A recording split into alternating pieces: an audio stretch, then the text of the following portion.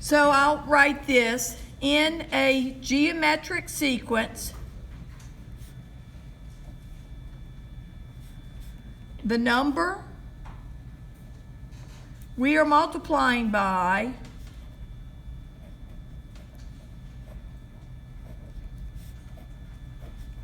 is called the common ratio, and we'll use R to denote this number.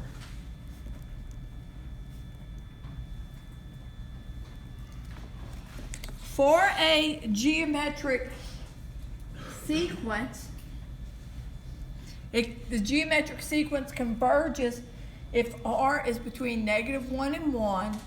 Include the 1 but not the -1. So I'll write that. A geometric sequence converges when -1 is less than R is less than or equal to 1. In fact, if R equals 1, that's sort of the trivial case. Let me look at that. If R equals 1, we would get something like this. I'm going to start with 1. I guess I could start with whatever. I'll start with 1, but I start with 1. I multiply that by 1, I get 1. I multiply that by 1, I get 1. It's just a string of 1s. In this case, if R equals 1. So what is A sub n? 1. A sub n is 1. What is the limit as n approaches infinity? It's 1. So if, in this case with R equaling 1, this sequence converges to 1. Now, any other value of R, what about values of R between -1 and 1 but not including 1? For -1 less than R less than 1,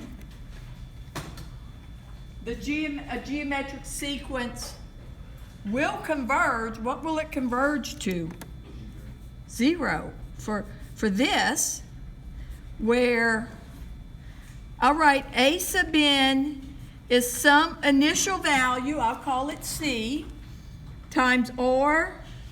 Whether I do n or n minus 1, that doesn't matter. It just depends how you're starting n, with 1 or 0.